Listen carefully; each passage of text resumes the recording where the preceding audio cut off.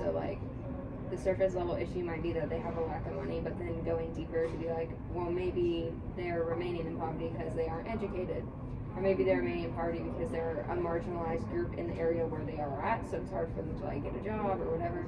So I'd say like looking more deeply than just their poor. Yep.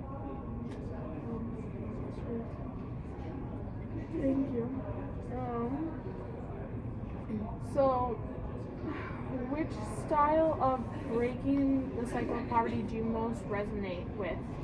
A, which is like asset-based, which consults the community for their strengths and needs, so that you actually like go to the community, you're like, what do you think is wrong with your community? What strengths do you think you guys have? What do you think needs to be done? Or need-based, which is like, we see this community, obviously there's a problem here, we're gonna fix that with money, with volunteers, with donations.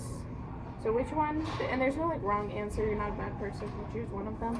Just like raise your hand if you're A, which is the consulting the community, and then raise your hand if you're B. Sweet. Thank you.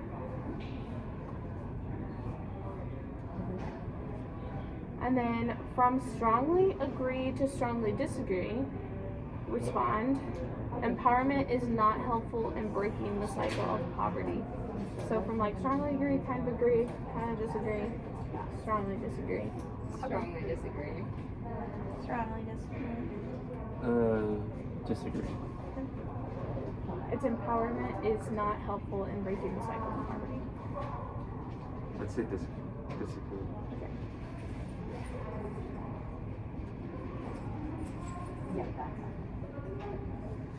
And then between yes and no, do you believe you are able and or called to break the cycle of poverty in your own community?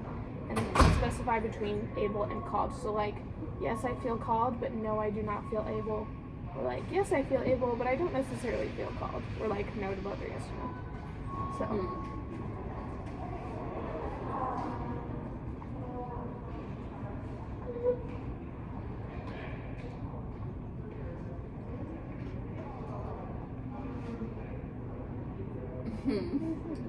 Think about this one.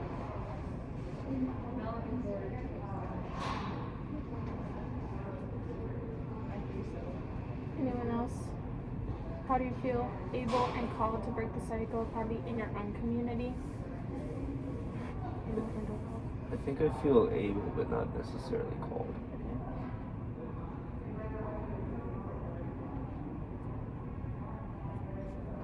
I think at this point in my life, I don't feel equipped enough to step into that situation, so I wouldn't feel able.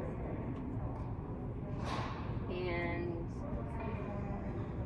it might tie into what I feel called to do, but I don't think it in and of itself is what I'm called to do. So I'd say no to both. Yeah, I think there are certain ways that I would be able, not on like a big scale, but on a smaller scale. But I don't necessarily feel called. Able, not called. Thank you, that is all I have.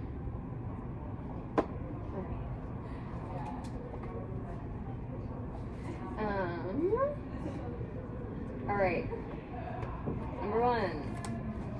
Choose the answer that best reflects your opinion. So there are 4 answers.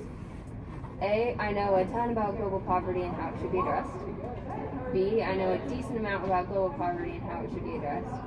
B, I know C, I know barely anything about global poverty and how it should be addressed. And then D, I know nothing about global poverty and how it should be addressed. C. C. C. I'm gonna say maybe B.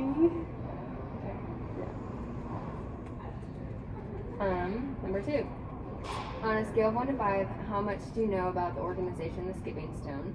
1 being literally nothing, 2 being a little bit, 3 some, 4 a decent amount, and then 5 I'm an expert.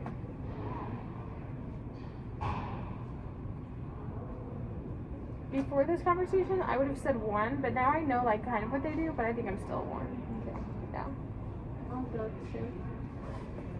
1. 1. He just looked in his face for a second.